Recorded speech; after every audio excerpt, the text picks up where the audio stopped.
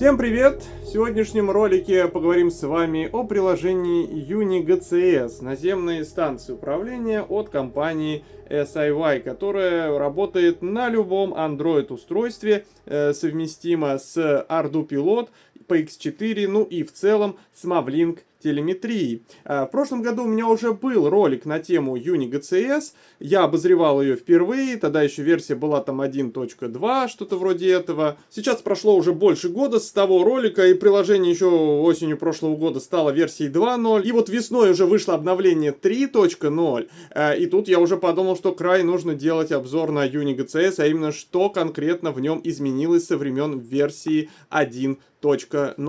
Вот такое вот приложение открывается. И давайте начнем с того, что вот он сразу предлагает обновить нам версию прошивки. Давайте попробуем ее прямо сходу отсюда обновить. Нажимаем кнопочку «Обновить». Приложение практически полностью на русском языке. Там есть небольшие огрехи перевода. Может быть, где-то не тот иностранный еще язык, что-то недопереведено. Но разработчики молодцы, они прям русский язык активно поддерживают. Так, довольно долго грузилось приложение. И вот, кстати, перед первой установкой надо разрешить установку из внешних источников, то есть из самого UniGCS 3.0. Нажимаем «Установить», и вот пошла установка. Все готово, приложение обновлено, открываем. Вот так вот теперь просто оно обновляется, не нужно ни на какие сайты заходить, сразу оно у вас будет вам предлагать новую версию, если есть. И давайте, кстати, сразу начнем с конца. В плане, что последнюю вкладку меню, вот сразу вам покажу версию приложения 3.1.14. Именно ее мы будем обозревать. Это последняя версия на июнь 2026 года.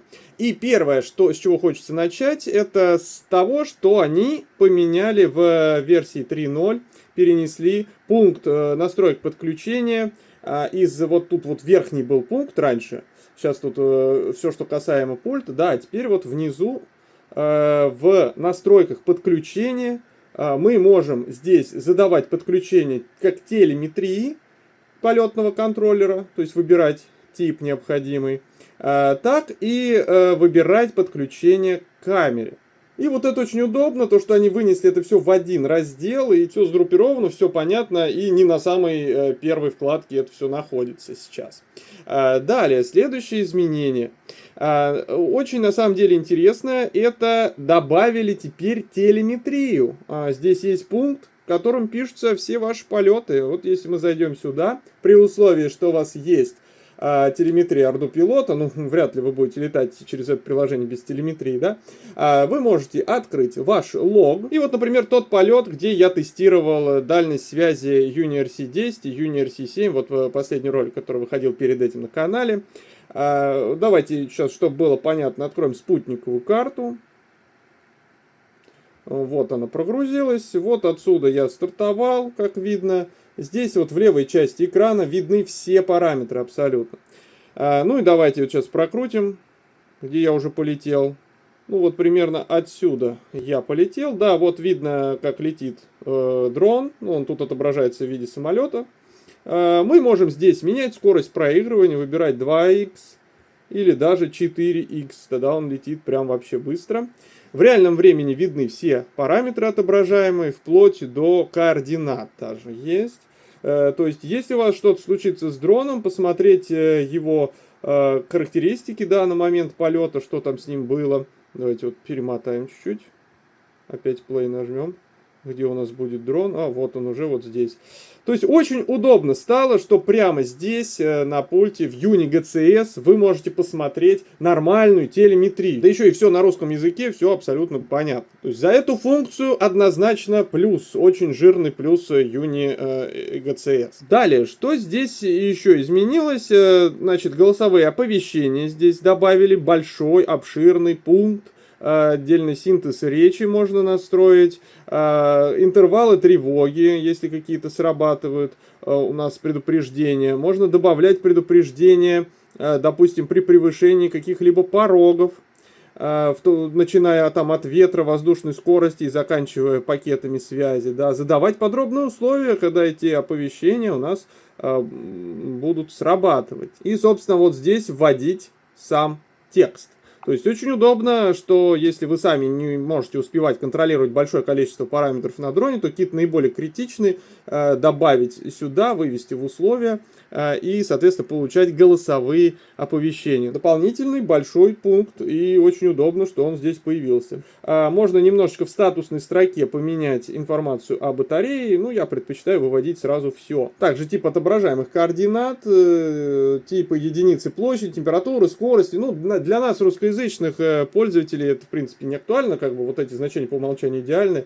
Но, допустим, для тех, кто находится там, привык к имперской системе, там, в США или Британии, для них будет удобно пользоваться привычными единицами измерений. И вот у меня уже включился мой дрон, пошла загрузка параметров. По-моему, уже со второй версии появилась кнопка «Фоновая загрузка». Ну, довольно-таки давно мы ее можем нажать, чтобы нас это не отвлекало. И параметры грузились самостоятельно. Вот видите, у нас идет сейчас загрузка полной телеметрии с ардопилота. И в статусной строке отображаются уже какие-то самые базовые значения касаемо спутников, напряжения и потребляемого тока. Удобно, кстати, что теперь отображается дополнительно значение напряжения на ячейку. Видите, вот у меня 12S, 44 вольта. И для тех, кто непривычен, или летает на разных дронах, у кого-то 12S, у кого-то 14S там, и ориентироваться по общему напряжению довольно сложно, то вот видя значение на ячейку, сразу как бы понятно, в каком состоянии аккумулятор. Ну и поднимаемся выше к пункту РТК. И вот здесь давайте остановимся поподробнее. Именно эта информация будет для тех, у кого есть система РТК. И в этом пункте как раз будет очень удобно ей пользоваться. Давайте покажу как. Предположим, у вас есть дрон, оборудованный GNSS-приемниками, совместимыми для работы в режимах с РТК. В данном случае на этом дроне, кстати, стоит модуль от Unicore UM982. У меня есть также вот такой вот еще модуль от U-Blox F9P RTK. И сейчас я покажу, как с помощью приложения UniGCS достаточно просто передавать поправки с РТК наземной станции сразу на этот дрон. Предполагается, что у вас, конечно же, есть специальная наземная антенна, устанавливаем модуль и далее просто подключаем его по USB в порт USB Type-A, например, Uni-RC10 или Uni-RC7 Pro. Обратите внимание, что сейчас дрон находится в режиме 3D фиксации, самый стандартный режим точности. Теперь переходим на вкладку RTK. И вот здесь на вкладке RTK мы уже можем видеть тип подключения. У нас здесь появится U-Blox GNSS Receiver, потому что мы его подключили. Выбираем его, нажимаем здесь кнопку «Подключить». Он пишет «Разрешить доступ к устройству U-Blox», нажимаем «Ок». Вот, сейчас он уже подключается и видит количество спутников, а также сообщает, что позиция недействительна. Мы здесь указываем точность позиции, минимальное время наблюдения. Можно оставить стандартное значение, точности 2 метра в целом достаточно. И минимальное время — это то, за которое он должен эту точность набрать. То есть, если он не успеет набрать за 2 минуты, вернее, за 1 минуту, за 60 секунд, он продолжит до тех пор, пока точность позиции не достигнет 2 метров. Нажимаем кнопку «Повторить обследование» и ждем. Здесь у нас стартует обследование, время наблюдения началось и количество наблюдений. И вот сейчас вы видите на экране текущую точность позиции. Вот 4,3 метра, 4 метра. Видите, она с каждым наблюдением у нас растет. В общем-то, это тот же самый функционал, который содержится в Mission Planner. Ранее мне приходилось отдельный планшет для этого использовать и передавать поправки. Сейчас же все доступно через UniGCS прямо напрямую в пультах Uni-RC. Как видим, уже достигла точность лучше, чем 2 метра, 1,67, но у нас минимальное время наблюдения 60, поэтому он продолжит до 60 секунд наблюдать. И вот сейчас он зафиксирует финальную позицию наземной станции. Как видим, позиция сейчас действительно. У нас тут отображаются текущие координаты и точность станции 1,33 метра. И теперь самое интересное. Смотрим, что у нас получается в дроне. Нажимаем и видим здесь, что у нас режим здесь теперь RTK Fixed. То есть теперь поправки, получаемые вот этим модулем F9P наземным с этой точки, сразу передаются по этому же самому каналу связи с помощью UniGCS напрямую в дрон, и вы теперь можете приступать к работе в режиме RTK сразу на этом дроне. Далее, следующая вкладка у нас посвящена силовой установке, и именно тестированию моторов и регуляторов. Не знаю, зачем они вынесли его в отдельный пункт, возможно, позже переместят. Также выбираете нужный вам уровень газа и длительности, и калибруете так же, как и в Mission Planner. Дополнительно можно откалибровать сами регуляторы оборотов. Для этого нужно выбрать тип протокола, задать необходимые параметры и откалибровать их. Но у меня регуляторы CAN, это для них не актуально. Отдельный пункт, посвященный батарее, информации об аккумуляторе. Раньше, кстати, его тоже не было. Те параметры, которые вы задаете в информации об аккумуляторе в настройках ArduPilot, у меня сейчас полетный контроллер на базе ArduPilot, поэтому буду все про него говорить, но и с PX4 также все работает. Я указал там емкость аккумуляторной сборки. И оставшийся заряд, соответственно, он высчитывает с момента подключения этого аккумулятора. И вот он считает, сколько я в амперах там его разрядил. Видно также, что UniGCS поддерживает и температуру батареи, и количество циклов считает. Но это, опять же, для заводских батарей от компании SiWai, для дронов под маркой Rebot, которые выпускаются в виде ветолов, в виде квадрокоптеров на базе там системы D6, посмотрите их линейку. Вот там аккумуляторы, которые поставляются с ними, скорее всего, вот это вот все поддерживается. Кроме того, вы можете прямо здесь изменить настройки ArduPilot касаемо критически низкого напряжения и низкого заряда, а также выбрать поведение при низком заряде, поведение при очень низком, при критическом заряде, да, там эти пороги есть в ArduPilot. И можете прямо здесь откалибровать аккумулятор, то есть измерить сейчас точным мультиметром напряжение батареи и ввести его сюда, и нажать кнопку калибровка, и сразу система подстроит ваш полетный контроллер под нужное напряжение. Далее вкладка, отвечающая за сам дрон. Это базовые параметры контроллера полета. То есть у меня сейчас стоит ардукоптер, сразу видно прошивку, видно, как настроено радио, видно, на какие режимы полета настроены. Очень удобно стало. Раньше этого в этой вкладке не было, а тут прям буквально по одному тапу мы можем видеть все основные параметры дрона. Ну и как и было в принципе в прошлых версиях, тоже вот сохранились основные вкладки. Вот поведение при полете, как будет вести себя дрон, настройки при возврате домой, высоту возврата домой. Все, то есть менять можно прямо здесь. И что мне нравится, что все на русском языке и все в принципе понятно. То есть вам не нужно лазить где-то в Mission Planner, выискивать там какие-то взаимоисключающие параметры, которые не совсем очевидно, да, за что они отвечают. Здесь прям все четко, понятно, за что каждый пункт отвечает. Вкладка датчики у нас позволяет ИМО откалибровать прямо отсюда, а также компас откалибровать. Видны все компасы сейчас в системе. Можно выбрать, какие мы хотим использовать. Так, идем дальше. На вкладке пульт управления мы можем видеть реальные каналы управления, которые у нас принимает полетный контроллер. Вот они прямо здесь отображаются, можно откалибровать. Ну и, конечно, никуда не делся у нас пункт общего списка параметров. Он здесь нас предупреждает, что на минимальный-максимальный диапазон не проверяет приложение. Это было все в прошлой версии. И вот тут мы видим все параметры ArduPilot, они все на английском языке. Я думаю, это правильно на самом деле, здесь на английском языке, потому что это, параметры такие низкоуровневые, скажем так. Некоторые из них недоступны из обычного интерфейса, поэтому тут прям нужно знать точно, куда ты лезешь и что меняешь, за что отвечает конкретный параметр. И на английском языке очень максимально точно как бы это все описано самими разработчиками, поэтому кто разбирается, тот поймет. Значения также довольно легко меняются. Тут есть, видите, и в виде предустановок сразу.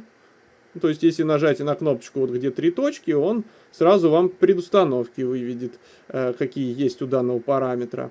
А если просто значок с карандашком, то тут мы вводим произвольное значение, но учитывайте, что не проверяется на минимальный и максимальный диапазон, поэтому если там вы введете максимальный газ там 120%, он прям так и запишет. И отдельный пункт регуляторы CAN. Это как раз для тех регуляторов, которые у меня установлены. Видите, здесь видна вся информация по каждому регулятору, в том числе его обороты, температура и напряжение, которое измеряет каждый из регуляторов. Отдельно есть пункт «Механизм сброса», где мы можем настроить сбрасываемый груз. Это прям стало актуальным, видимо, в последнее время. можем ввести здесь сам груз. На самом деле не совсем понятно мне механизм взаимодействия, то есть на каком уровне с полетным контроллером это все взаимодействует. Возможно, это сделано проприетарной какой-то платой SiWi. К сожалению, пока ничего сказать не могу. Если будет у меня это на обзоре, все это увидите. Вкладка «Журнал событий». На самом деле это логи полетного контроллера, который у вас на microSD карте там записаны. Мы выбираем здесь папку, куда скачать, да хоть в корень, и он у вас с полетного контроллера вот начинает загружать по радио. Но скорость, как видите, небольшая, всего лишь 2 килобайта в секунду, поэтому грузить вы будете долго. Это, конечно, ограничение продиктовано именно Mavlink, именно телеметрией Mavlink. Видимо, система не выдает ей всю полосу, поэтому и мы видим такую низкую скорость. То есть для телеметрии в реальном времени это норм, но когда мы грузим файл, то это будет очень долго. Проще с USB, но тем не менее в каких-то ситуациях, возможно, вам это потребуется. Что касается режима полета, можно настроить прямо на отдельной вкладке все режимы. Вот, по-моему, не было в версии 1.0, я уж, честно говоря, точно не помню, такого вот удобного меню. Мы выбираем здесь канал переключения режима, в моем случае это 5-й канал, там где вот эти 6 кнопок висят, да, и просто далее уже там настраиваем по диапазонам ПВМ нужные нам режимы. И еще вот появилась вкладочка настройка даже сервоприводов. Настройка RC-In, то есть настройка каналов, можем настроить буквально все, что поддерживает ардопилот, все в этом списке есть. Ну и самое последнее, тип рамы. В принципе, вы можете из этого приложения настроить ваш дрон с нуля, даже не подключая его толком к компьютеру. Я думаю, здесь еще они причешут, сделают еще более логично все, хотя уже и так классно все понятно, да.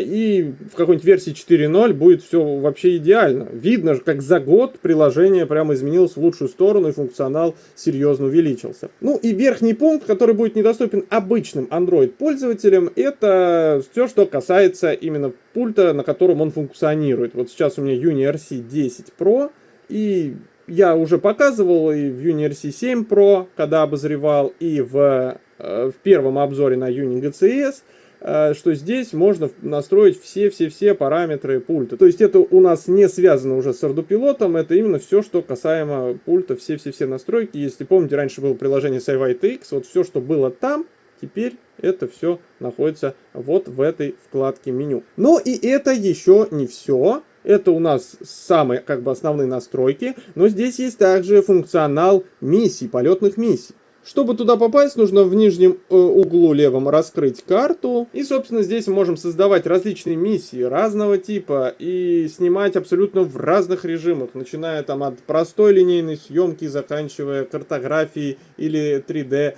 картографированием. Тут есть все, они даже совмещают здесь параметры каждой камеры. Ну и чтобы протестировать это все вживую, посмотреть, а как вообще эти миссии создавать, грузить и выполнять на дроне просто или легко, давайте с вами перенесемся в поле и попробуем там парочку миссий создать, посмотреть, как дрон будет летать. Так, ну а теперь давайте я продемонстрирую, как в UniGCS можно легко создать миссию для ардопилота. Выбираем миссии, далее пункт маршрут. Также здесь указываем в настройках миссии вот вторую вкладку безопасную высоту взлета. Я поставлю 50 метров, пусть он до нее достигнет. Хотя давайте, наверное, 45 даже будет достаточно. Скорость указываем. Высоту миссии давайте поставим 40 метров. Сейчас вот таким образом. 40 метров. И действие по завершении, возврат в точку взлета. Как бы все, он должен после завершения миссии автоматически сесть. И теперь давайте сами точки поставим. Допустим, вот первая точка, вторая точка, потом третья точка и четвертая точка. И после этой точки он полетит домой. Вот здесь показывается у нас длина маршрута, время. На каждой точке здесь можно выбирать и, допустим, переключаться между ними, задавать какое-то действие, например, сделать фото, начать запись. Ну, давайте сделаем фото, вот на третьей точке будет наша миссия. В общем-то все, потом нажимаем кнопочку «Сохранить» и далее кнопку «Начать». Он у нас показывает, что все в норме. Мы должны обязательно проверить, то есть заряд батареи. Ну, у меня уже батарейка подсевшая, он показывает 99, потому что я только что подключил. Заряд пульта он здесь, кстати, показывает. По спутникам всю информацию показывает. Высоты показывает. Мы должны обязательно здесь поставить галочку, что лучи зафиксированы и что пропеллеры в норме. И дополнительно убедимся, что действие по завершению маршрута — возврат домой. И теперь загружаем миссию. И мы нажимаем кнопочку «Выполнить миссию», и дрон должен сам полететь. Нажимаю кнопку «Выполнить миссию». Запустите моторы, чтобы продолжить. Мне сообщает приложение. Действительно, нужно сначала заармить. Армим дрон. И теперь нажимаем «Выполнить миссию». И он сам летит, сам взлетает. Сейчас он должен набрать 50 метров. 20. 30.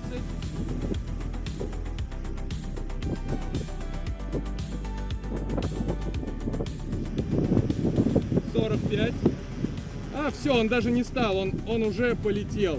Он, в принципе, достиг точки взлета и сейчас полетел по маршруту. Видите, обратите внимание, он полетел строго по маршруту ко второй точке.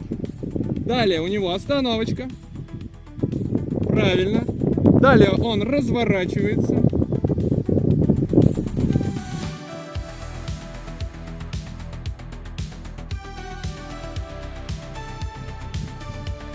Все, он выполнил миссию и теперь должен вернуться назад и сесть строго в нужной зоне. Вот видим, он сейчас полетел назад. Высота 40 метров у него.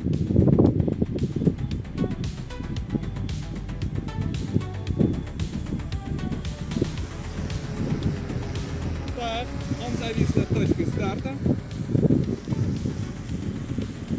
и начинает спускаться. Смотрите, у нас тут есть проблемки с ЕКФ, но это из-за того, что глушатся спутники, тяжело ему, но тем не менее F9P с честью справил. Так, он зависает до безопасной высоты 10 метров и уже начинает плавный точный спуск. Я ничего не делаю, все делается автоматически.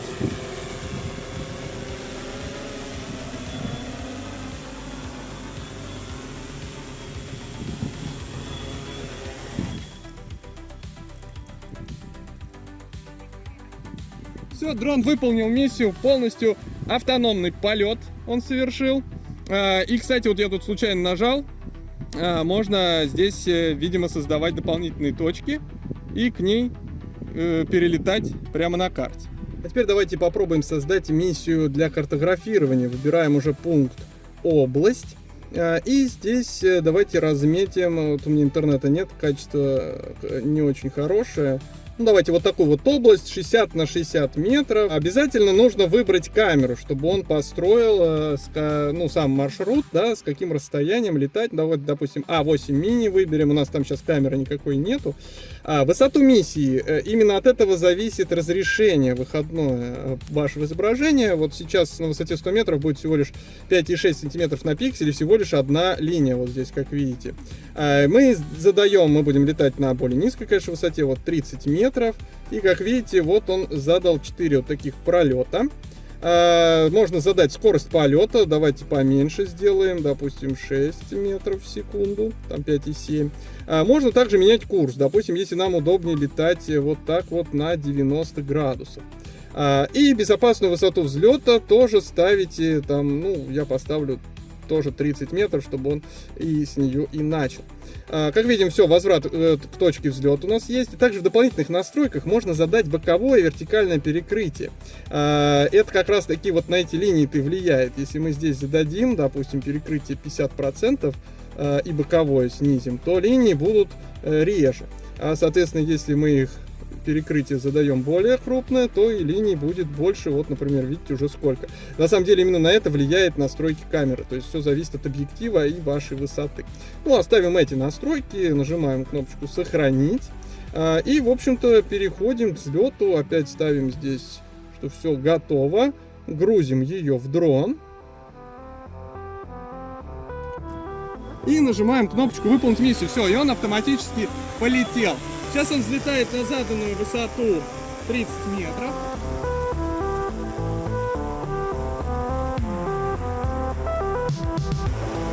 27, 28, 30.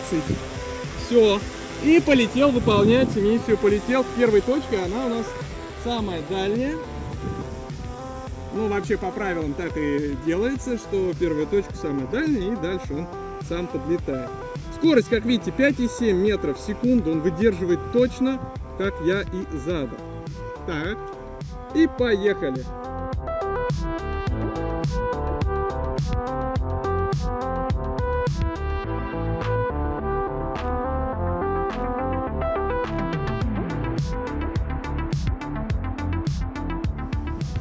Все, завершилась миссия. И он переходит в RTL режим.